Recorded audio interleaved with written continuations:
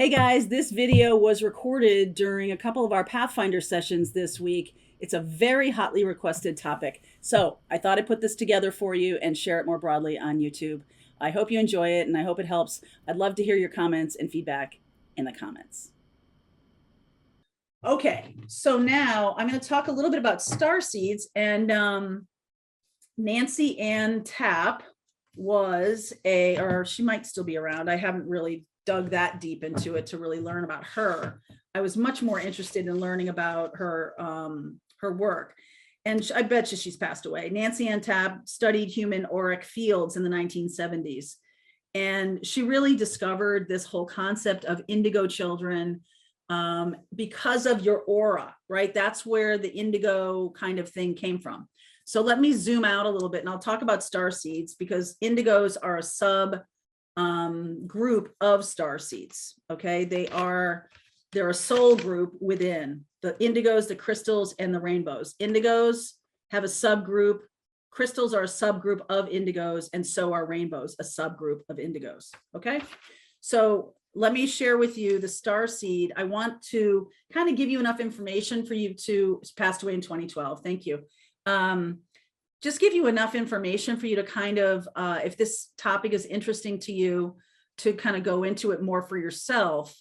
But this is definitely one of the ways, and I've talked about this with Mary Lee several times, one of the ways to really know for sure is to do a past life regression. And because this is coming from a past life, from a different part of the galaxy, from a different world, from a different planet, and being literally seeded here to grow up into a human being and to be here. Yeah, it appeared in a movie called Retroscope. Interesting. To literally be seated here to come awake during the time of ascension, which is what's happening right now. So more and more people are coming awake. Some of us older, had awakenings over 10 years ago, but there's a lot of people coming online right now.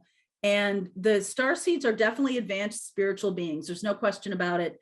They are here to inspire. However, there is one little subgroup, and this is a very controversial subgroup because it takes people down the conspiracy theory rabbit hole. And it's something that if you get really drawn into that information, it's likely that that's the thing that you're here to do. So I am not really drawn to that information. I'm not really drawn to that piece of this conversation, but I am drawn to the piece where we are here to participate in Earth's evolution. I am definitely drawn to the work of light, shining your light and activating others through your own activation, through your work. And some things you may say, it might not even be very focused on healing or teaching or guiding or anything like that. It just might be the nature of you to shine the light, that someone sees that, someone recognizes that, and it activates them, right? It's a heart chakra opening for them or something like that. You don't really have to do anything, okay? When you're being activated, you'll be shown what your path is, just like me with tarot. I started reading tarot in 1997.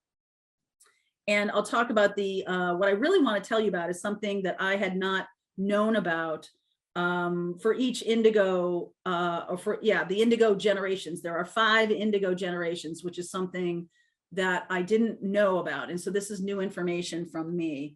But there's many starseed types. I didn't number them, so I'm not going to say to you how many different types, but there are, I'll just go through them quickly here. There's the Sirian group, S-I-R-I-A-N, and they come from Sirius A and B. These are typically ascended masters like Mother Mary, Jesus.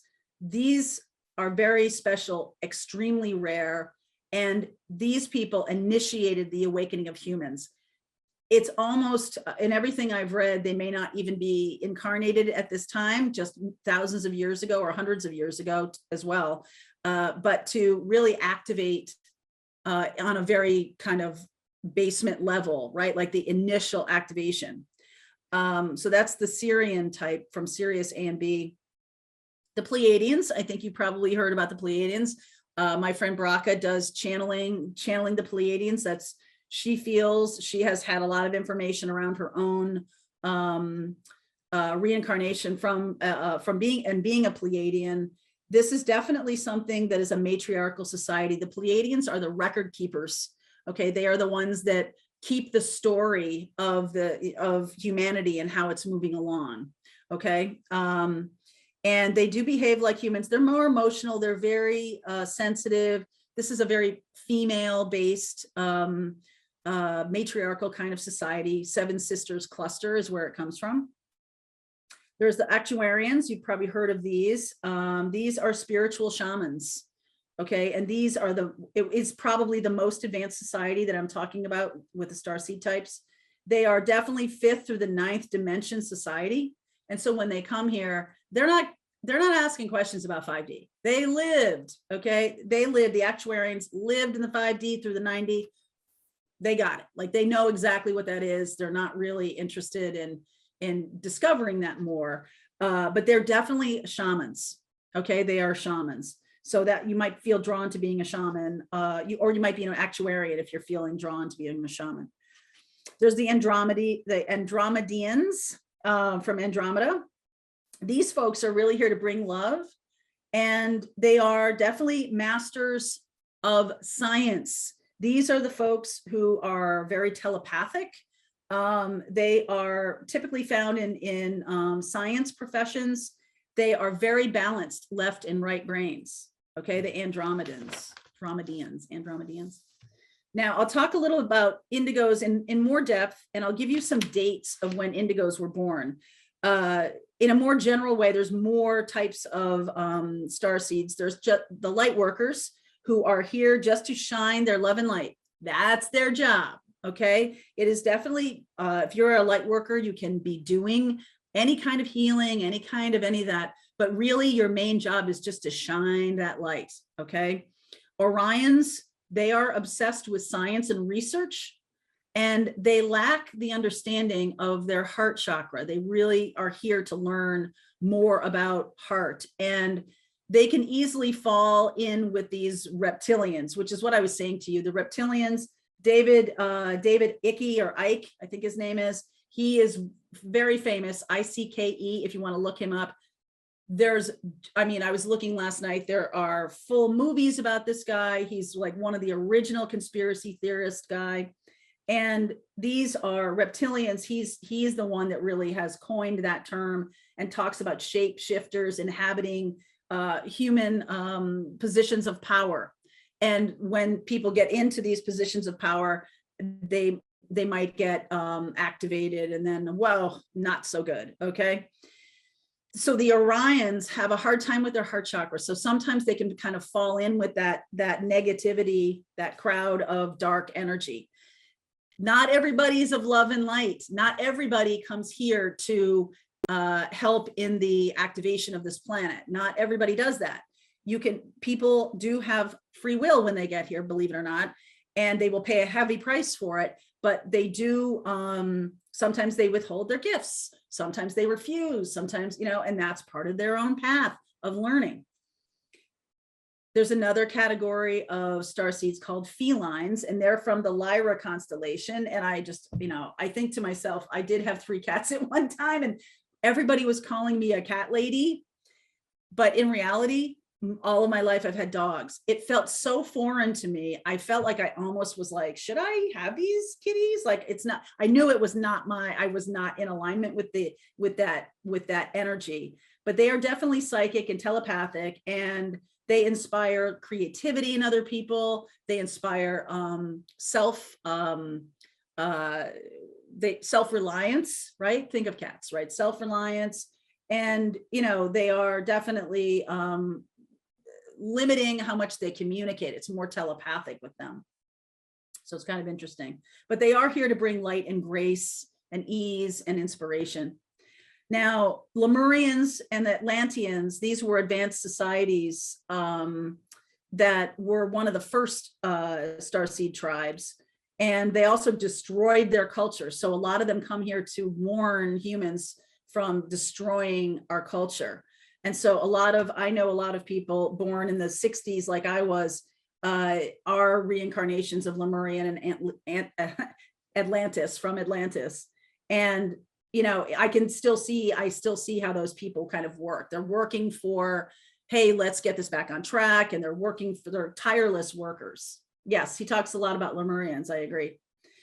So the Maldeks have destroyed their culture. They're kind of the negatives, and the reptilians are the kind of negatives. And again, you can go watch David Icke, ICKE. I was like immediately repulsed by his information. Not because I think he's gross or anything, but because I'm just, wow, I just don't do that. I'm not in that. That's not my job, is to be in that, that dark energy or dealing with that level of dark energy on this planet. So indigos, these are soul groups, right? They possess supernatural abilities. These are spiritual leaders on this planet. They're telepathic. These are the clairs. They have all the clairs, or at least one or two. They do energy cleansing. They have deep empathy. They are working on timeline shifting. So if that's something that you've been drawn to, working on timelines and understanding how timelines work, like I definitely, I know my origination is indigo, because I talk more about timelines to people, not in the lives or whatever, but like in comments, than almost anything else. And I can see how time works, more of a spiral. I read about it a lot in college with Einstein, when I was, you know, I didn't care when I was studying history, but I was really interested in Einstein's theory of time. And so that now it's resurfaced again. So indigos are this group of starseeds. There's 5 generations of them. So first, think about indigos. I'm going to give you a kind of framework to think about this so you don't get confused. Indigos, this is the big category. They are a category of starseed. Okay. They are infused with the power of Archangel Michael. A lot of twin flames are connected to indigos. Archangel Michael, it's his job to manage the twin flames. So you can see how that would work. They're super stubborn in their intolerance of unfairness. I've seen some of you guys on the Thursday lives talk about a sense of fairness or justice or something like that. And there's a real rage inside indigos about a lack of balance. There's the subgroup of indigos is crystals. And I'll show you why, because I'll give you the dates of the generations. And you'll see crystals and rainbows are subs of indigos. Okay, crystals are connected to Archangel Gabriel. And this is more about fairness and kindness. And it's more, they're a little nicer than the indigos, which made me laugh, because I was like, oh, really, Nancy? That's what you think? And then the subgroup rainbows, a lot of rainbows exhibit autism or Asperger's syndromes. These are healing souls. These people are put in families, usually to heal the families or to bring out the natural healing of family members. They have a natural detachment from the world. It's their job to be detached from the world, okay? Because whatever their particular mission is, they cannot be part of what's going on here, okay? So some of the indigos are different, right? I'm definitely a first generation indigo.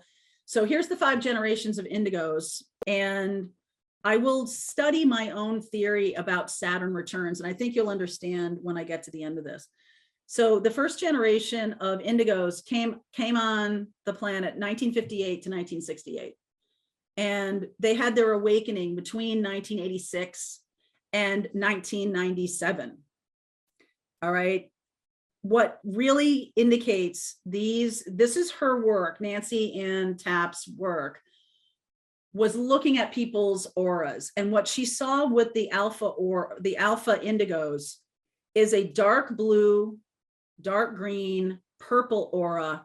But really interestingly, she saw them having a metal shield. Okay, so that metal shield is sort of like, we're coming into this kind of harsh, dense environment. And the first indigos on the planet came in the 60s during these turbulent times of 62 and 65 and 68. And interestingly, I went to college in the 80s and I became a journalist in 89. And that's right when the awakening years are happening. And like nothing was going on. If you look 89 to, 91 or so, when I did most of my time in television news, I was like, this is so boring. Like nothing's going on. But like I was ready for it. And I actually, there was probably a different reason for me doing that kind of work then. But this is their aura. She reported it as dark blue, green, and purple with a metal shield.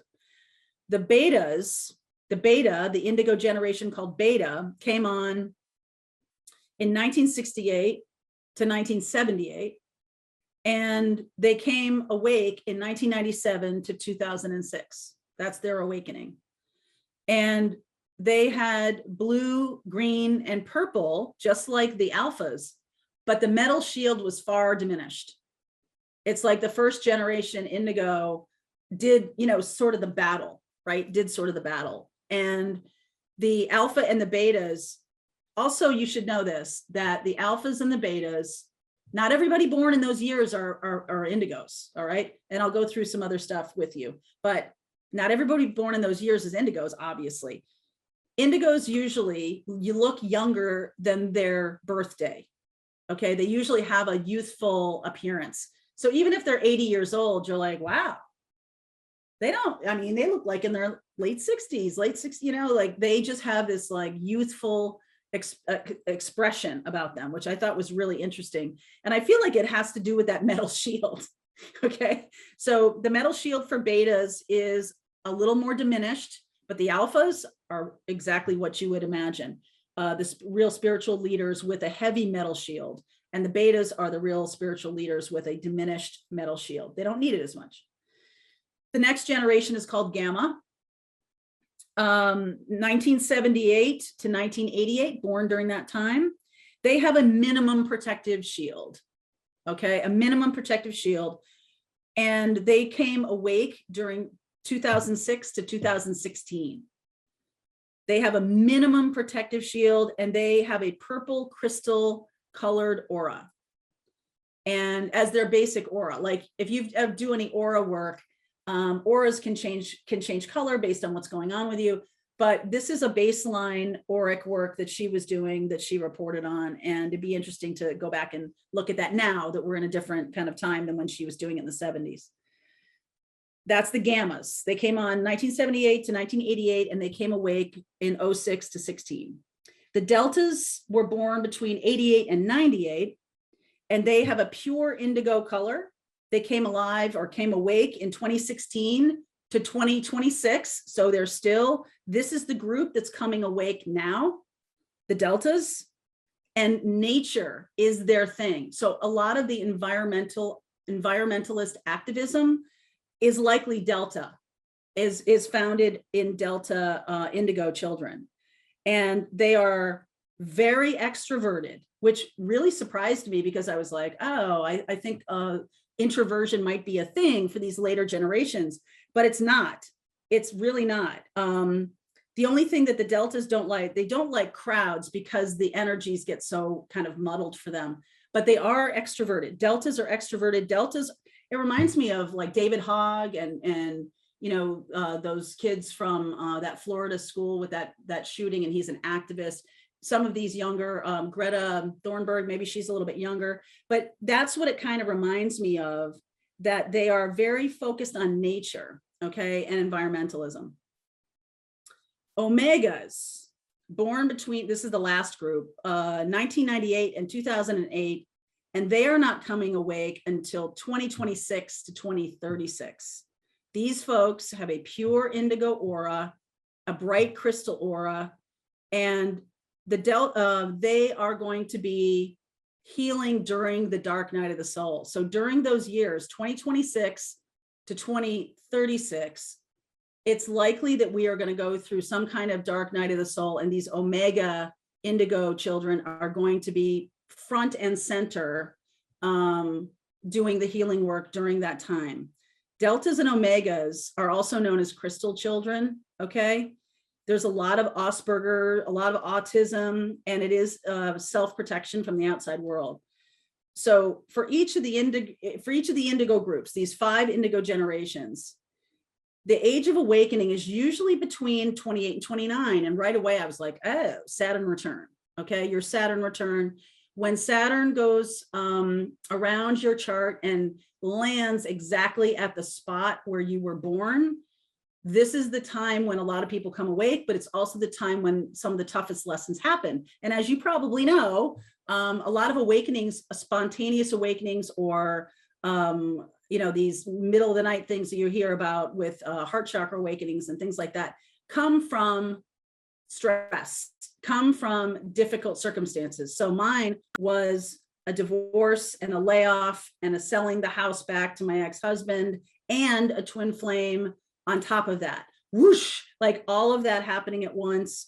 That did not happen to me during 28 and 29. And don't think that all these things have to happen exactly for you, but this is what she has learned, which I found fascinating. So a typical age of awakening is between 28 and 29, and Saturn return may have something to do with it. Usually awakening will last about 7 to 9 years for people. And sometimes more if you resist, sometimes less if you're aware of it.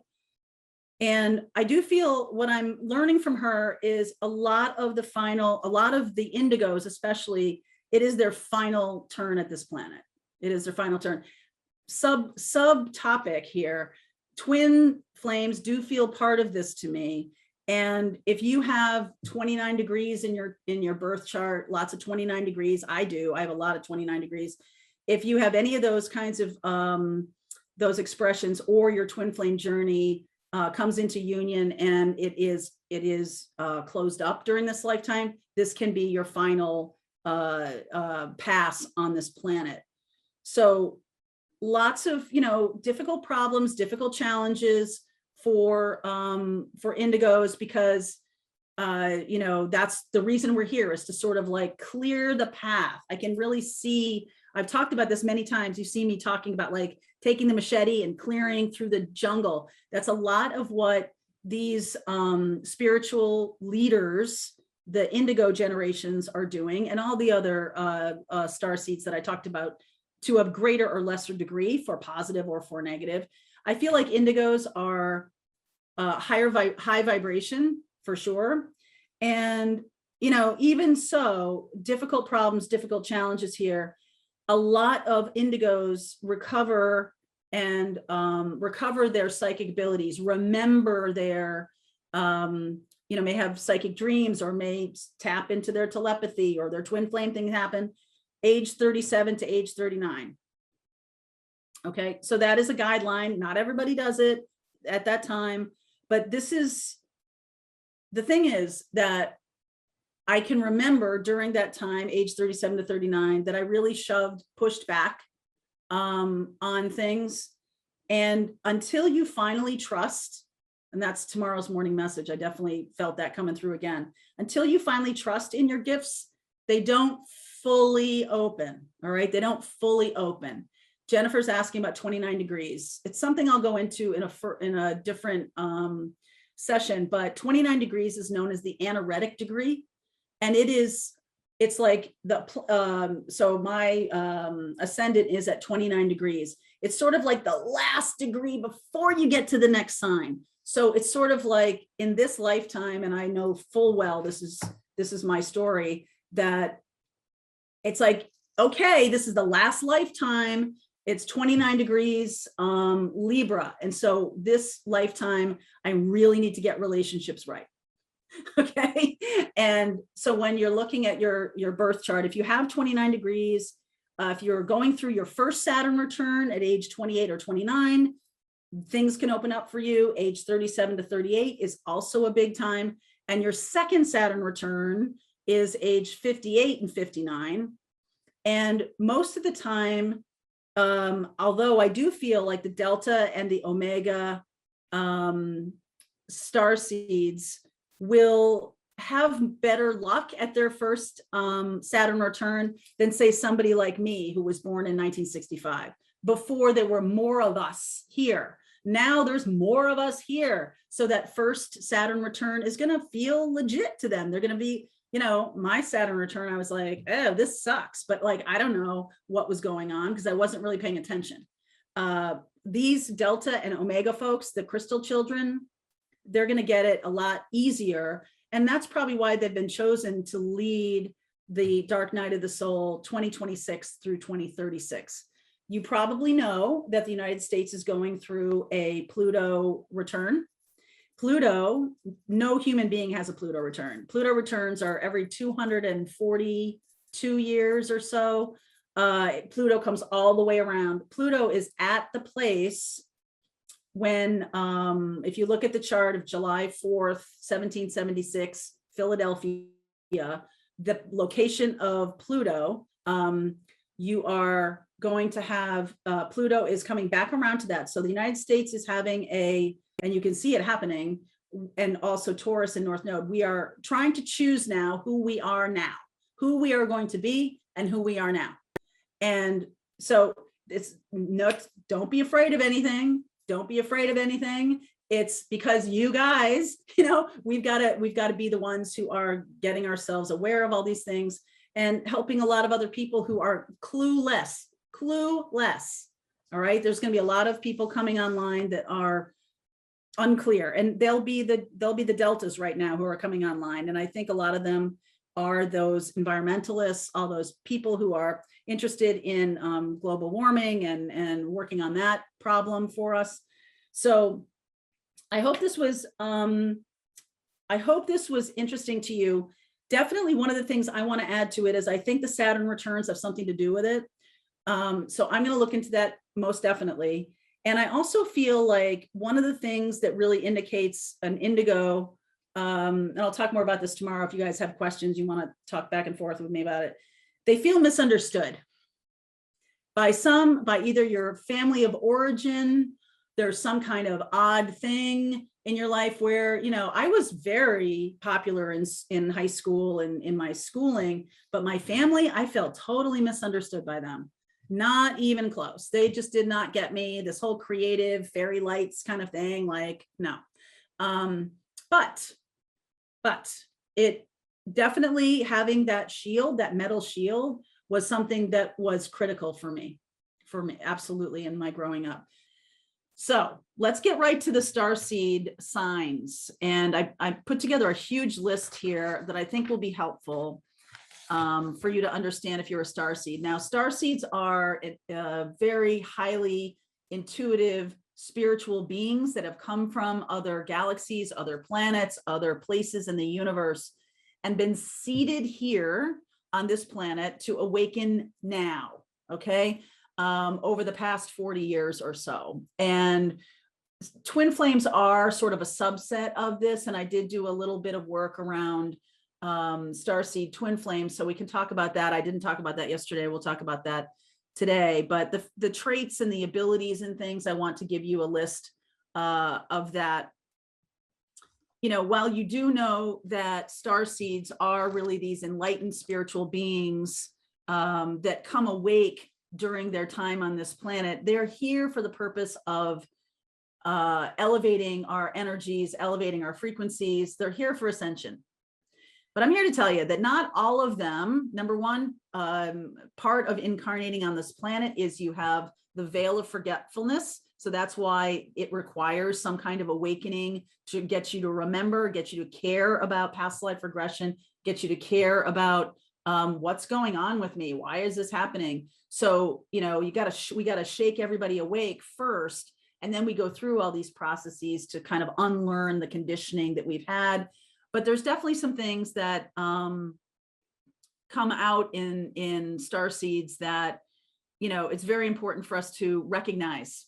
And yeah, the veil of forgetfulness, Mr.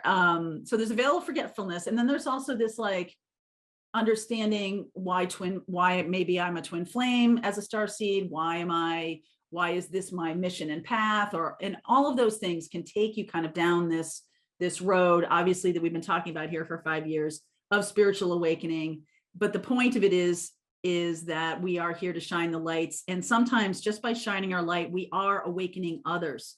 Some of the folks that I talked about last night, particularly the rainbows and the omegas, their job is really a lot of autism in those generations of indigos, and a lot of Gaia connection, a lot of nature connection. A lot of people in those generations are going to be fighting for the environment. They care about environmental laws. I think of David Hogg, who is he's a gun activist. He was one of a bunch of high school students who were in a shooting or who were shot at in Florida. And he's become a leader in the anti-gun movement, or the gun control movement, not anti-gun, gun control movement. And I think of him, and I think of Greta Thunberg, and I think of some other real leaders in terms of the environmental movement and some of the other movements going on, Black Lives Matter, and just all of it. Every single thing you can think of. And it really is flipping it into a place of power. I feel like the Starseeds are flipping things into a place of power versus a place of victimization, which I spoke of recently before. So let me get to the Starseed signs. And these are definitely more expanded soul experiences. And you don't need all of these, but if there's a preponderance of these, it does feel to me like this is something you could look at more deeply. And if you're interested in this topic, I will definitely do more about it. So, we talk about being, number one, is very highly sensitive. Absolutely. For example, the Pleiadian type of starseed, they don't respond well to Western medicine. So that's kind of an interesting thing. There's definitely that move toward holistic medicine that comes from a highly sensitive physicality, not just an emotional sensitivity, but all different ways, highly sensitive. Number two is feeling like you don't belong. And when I first read this one, I was like, you know what? I was pretty popular in high school. I've always been able to make friends very easily. But my family of origin that I grew up in, they didn't understand me at all. So I was definitely the fairy dust and unicorns tutu wearing little girl with fairy lights all over the place, which still happens here 56 years later. So if you feel like you don't belong, or you're not really drawn to the type of family you had or something like that, family of origins can be a very big learning opportunity for Starseeds. Number three, you find society quite hostile. And I don't really mean just recently, okay? You may not fit into society. You may feel like you've been born in the wrong time. You've ever experienced those people who you're like, damn, that person looks like a Civil War general. Or that person really belongs in the future, right? You can definitely, especially other Starseeds can kind of recognize that about other people. Yeah, founding fathers ponytails, amen to that. So you find society hostile. And so I feel like this is because there's a growing number of Starseeds coming awake. There's this, there's this like bubbling feeling, and pretty mainstream now. The Starseeds are pretty mainstream now that, I can't watch news and I can't deal with this. That's a very common Starseed sign trait. Number four is intelligence is usually above average, but not really school intelligence. And it's not that you're not book smart. It's just that there's a different way of learning from being, you've come to this planet with a lot of stuff already learned. And this is why I find North Node and South Node so fascinating, because that South Node placement in your chart really holds your gifts and learning from your past life. So I'm growing in respect for the South Node, even though a lot of people hold on to it too tightly. It is here to spur you on to go toward that North Node and open up new gifts and new capabilities, because we need you to do that. And so if you find yourself to be, and I know a lot of people like this who were terrible at school, terrible. I was kind of like, the gentleman C or the B- student. But the intelligence that I showed was more about being able to connect the dots. We had a class about satire, and I'm telling you, like, to me, it was like a duck to water. I wrote all this stuff, and the teacher was just like, you've done this before. I'm sure you've done this before. And I'm like, no, this is the first time I'm doing it. It was definitely recognized. Galeazzi was like, I'm telling you, this is something that you definitely know how to do. You don't need this class. So something like that, but like not really like in everything. It can be just in one particular thing. And school itself didn't work for you the way it was structured, or the way, you know, kind of how we did things wasn't really for you. I do think school is going to be radically changing over the next 20 years. I don't think that's a radical opinion. And you know, how we are doing it is going to be different, right? Is going to I think support emotional intelligence. It's going to support some things that we don't really support now. The fifth thing is definitely going through a spiritual awakening. No question about it. That seems kind of obvious to me. Number 6 is really drawn to holistic health of any kind. Some of you could be shifting into being a vegan over the course of your life, or some kind, because that is connected to animals and empathy for animals. Holistic health, really like being drawn to healing modalities that are not necessarily mainstream, but are becoming more mainstream. And this goes back to the idea of being a throwback, like going back into Eastern medicine and really resisting Western medicine. I think timelines here, we're not really jumping around. We're just sort of pulling from different experiences that we've had on this planet. So holistic health, Eastern experience with health, meridians, all of this kind of work is very starseed magnetic. Starseeds number 7 are very peace loving. Okay, so there's a sense of peace, not just keeping the peace, but real peace.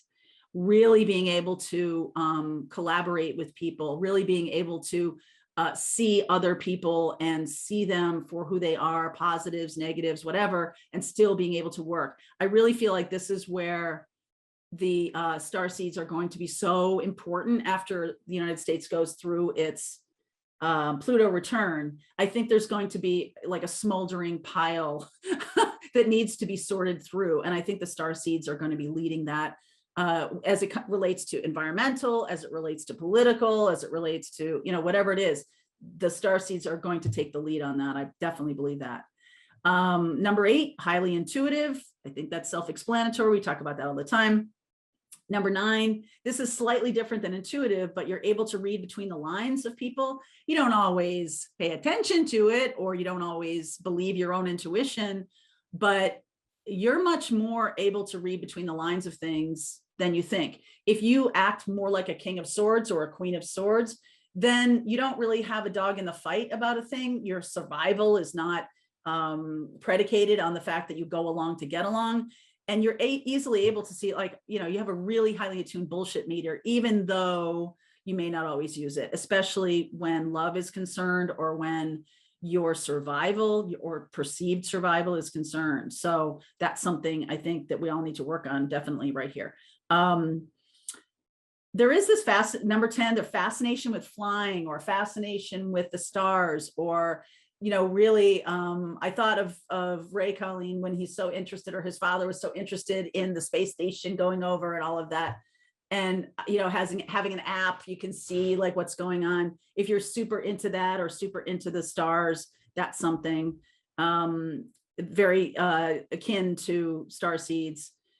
This one, 11, I think a fair amount of starseeds that choose the path of conspiracy theories, matrix kind of stuff. There's a whole, and I'm sure you've seen it, there's dark energy that does come as a starseed always. It's not, there's polarity still, we still have polarity, and so they can draw you into some of these dark energies.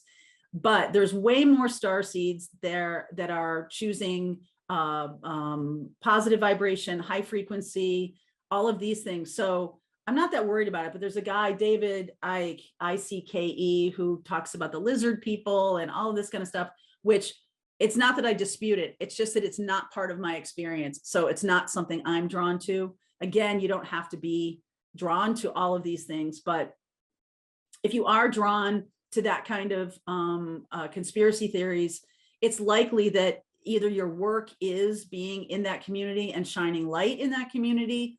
Yeah, David Icke is too dark for me too, 100%. It's interesting to watch some of the TV shows that are conspiracy theory and all of that kind of stuff. And I don't dispute that there are certain threads of truth in so much of that. But I think really the Starseeds are here to kind of untangle that for us and move it away from the negative, darker energies. Number 12, an old soul, no question. Wise beyond your years. And how do you sort through that? Well, that's, I think, what is happening with Starseeds in the future, is that we are going to unbraid that. So I don't think that's opened up yet. I think we're still in that period of time when things are very confusing. Okay, but I think we're getting there. So old soul, wise beyond your years, usually 12 and 12A. 12A is that you don't look as old as you are. Most Starseeds look a lot younger than they are, or have a youthful energy to them. My Aunt Dorothy was like this youthful sprite, but she had all silver hair because that was her genetics in high school. But yet she was like a teenager until she was in her 60s and 70s. And I always felt that energy from her. It's more about energy, but you can have like the visage of a younger person. 13, you could love sci-fi and space and all of that. You could love those types of movies, science, be really interested in all of that. That's a particular type of Starseed trait. Number 14, you've had an out-of-body experience, or you've been into astral travel or things like that. That grabs you. Number 15, you feel like you have a mission. Do we talk about that every week? Yes, we do. You definitely feel like you have a mission. You could have number 16, you could have psychic or paranormal abilities. Sometimes I'm finding, and I'm learning from all of you guys, the more I talk to all of you guys, the more I learn, not just my own experience, but from you, that the key to really opening up all of your clairs and all of your capabilities is trusting the first one. So whatever, mostly it's intuition, just regular old garden variety intuition. And if you don't trust that, the others don't open up. So just keep that in mind. You know, open up to those psychic abilities and trust them. Trust them. And how do you trust them? By acting on them. Okay, that's how you do that. Number 17, you love nature. Nature's a reinvigorating thing for you, like taking walks, tree baths, everything. Number 18, vegetarian, likely to have some kind of experience. Not everybody. Plenty of Starseeds love to drink, might smoke, might be someone who eats meat. It might not be part of their mission. It might have nothing to do with that. They might change later in life for health reasons, especially if Western medicine fails them. So that can happen. Number 19 is unexplained memories. So you can have these through dreams, where you're, or through past life regression with Mary Lee. We've had quite a bit of that. She did a couple of recorded classes for us, if you're interested, around the past life regression based on your North Node, and past life regression based on your Chiron, which is your wounded healer. And sometimes you can have those experiences of like, whoa, I'm in another galaxy or something like that during past life regression. So that's kind of interesting. 20, spiritual as fuck. I mean, everybody around you is like, okay, I see the sparkliness in you. I see the always going into that spiritual kind of expression or spiritual focus with everything you do. And it gets more and more progressive. So you might initially have it like as just part of your life, but eventually it becomes, it exudes, or it like kind of weaves its way into everything. Yeah, airy fairy, definitely. Number 21, animals. You love animals and they love you. I don't personally trust anybody that animals don't like. I think that's a good rule of thumb.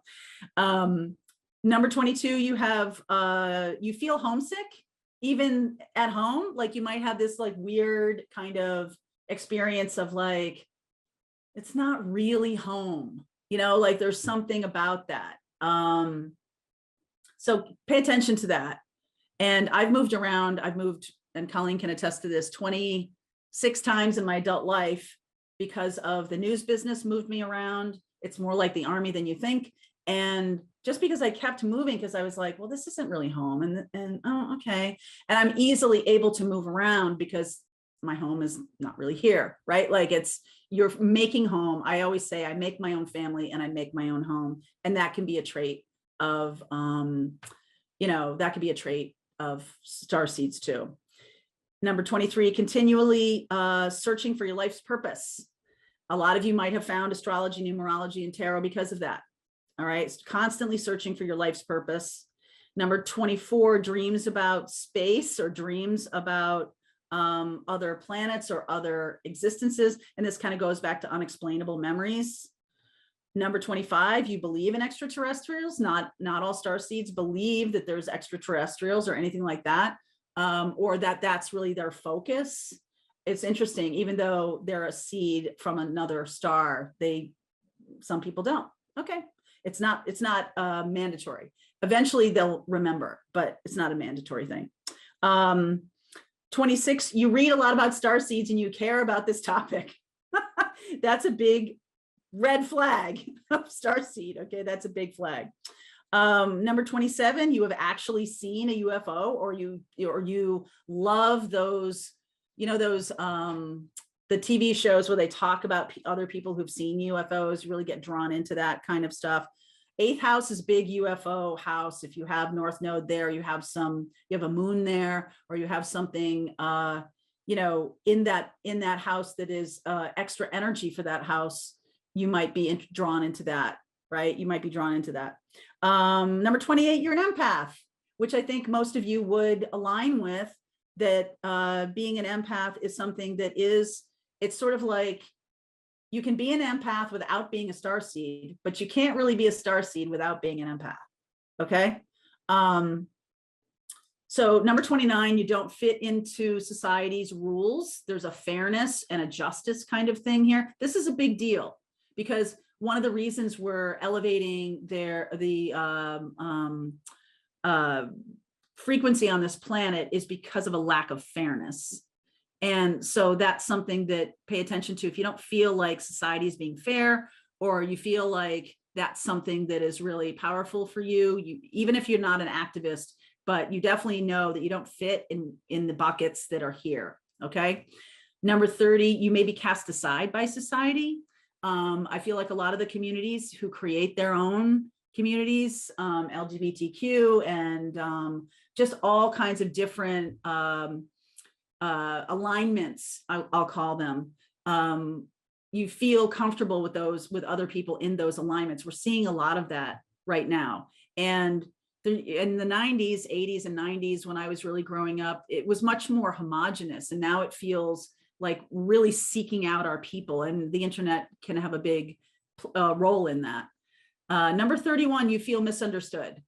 You feel misunderstood regularly, not just by your family of origin, but in certain company, you can just be like, I just, you're there for a reason. So I definitely, I fit in certain groups of people when I was growing up, but I was just like, I knew deep down, I was like, I'm not this, but I'm here to pay attention to this. Okay.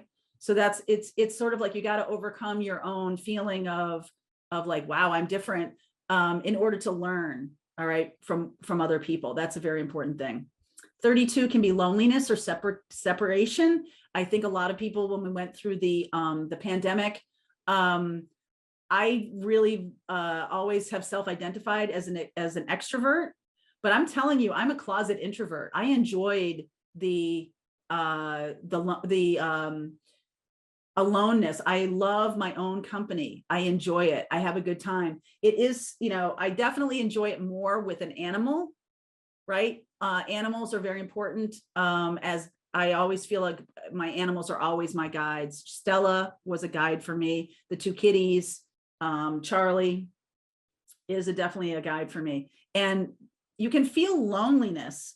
And so sometimes that's an indicator that it's time to really, your life might be out of balance a little bit, but you might feel that periodically through life because you are different.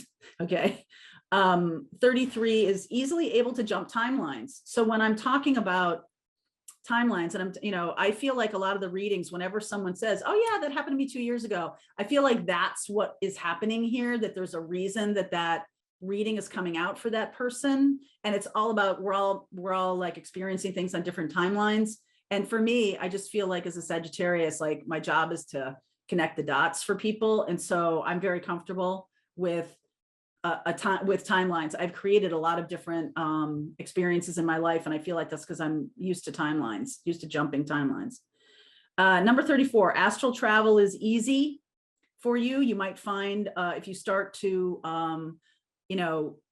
meditate and work into that kind of experience, you might find it very easy. Number 35, nature is a big deal. I might have already said that. Nature is a big deal to the point where you might defend it at some point, or you might move out into it. I lived in a little cottage in the woods for 2 years once with no television after I left the TV business. And I just was like, I just felt so supported, by that little house. Number 36, I did talk about being smart, not interested in school, but you are a lifelong learner. So if you are really interested in learning about things, I see a lot of you talking about your experiences, that you are learning about things, and that's what you really want to do, and may not have been all that drawn to anything in the traditional school setting. So, and the final one I have here is you believe in reincarnation. This is something that I've always just been like, yeah, like this is how we're doing it. And when I learned more about astrology and I learned how to see about past lives in astrology, I was like, of course that's what it is. And then we talk a lot about twin flames. Before I move on to Q&A here, one of the common questions that I expected to get is, do starseeds have twin flames? And I feel like starseeds are some of the most important twin flames, and starseeds are definitely twin flames. Whether they're a hive or a split soul or a monadic twin flame, if you don't know what I'm saying, I made a video about that. What type of twin flame am I? So you might want to check that out if you've never seen that video. The thing about starseeds and twin flames is they have a double mission. So independently of this person and with this person, you always have a double mission. It's the power of light and the power of love. Those are always, no matter what actual tasks you're being given. We talk about North Node. We talk about, in this class next week, we're going to talk about activating your cosmic mission. And the double mission of power of light and power of love is always present for starseeds, and especially twin flames as starseeds. It's always there. So by learning to heal yourself, love yourself, focus on that, internal masculine and feminine, that elevates your light and that brings you to your mission by really focusing on that. So if you're feeling like I don't know what my mission is, focus on the power of light, elevating your frequency, shining your light, and the power of love. And it comes from internal love. So that's the double mission for every twin flame starseed. I also feel like the mission, or the as a subcategory of that mission, the unconditional love is really about humanity with starseeds. It's really about us loving humanity to a place where it will expand. Okay. And that's, if you think about it that way, isn't that enough mission for you? I mean, that's a big mission. But this is what we're going to be doing, especially over the next 10 years. And I do feel like by 2036, we are really going to be in the place of the light and the dark will have completely separated and have shifted. And this is what we're really doing here, is to bring that up. So starseeds are fated to work toward their joint soul mission. So honestly, if you're a twin flame who is a starseed, I don't think there's any question. All the research I've done, I don't think there's any question that there will be union. It doesn't mean that there will be life partnership, but there will be union because it has to be activated. So if you're feeling like you're a starseed and I'm a starseed, I'm a twin flame, that union is coming along, because there's something about teaching that comes from that union. That person can teach you a lot about yourself, a lot about the things, the shadow, the darkness in yourself. And that is something that you need to heal and work on in order to expand. So union in twin flame can mean a physical blending of the two, can mean sex, can mean coming together in a very powerful way on a cerebral level, right? Like you have a mission and a path together, right? So these kinds of things is what I think we talk about in the twin flame community as union. And that seems to be the focus for a lot of people. But kind of like the wedding, it's just the beginning. People plan these big weddings, and when it happens, it's like, oh, that's the thing. But that's just the start, right? That's just the start of things. And I feel like it's the ignition to the mission. All right, I hope you enjoyed that video. If it was helpful to you, please consider liking this video and sharing it with anybody who might have a need for similar kind of information. And if you like this video, check out these videos.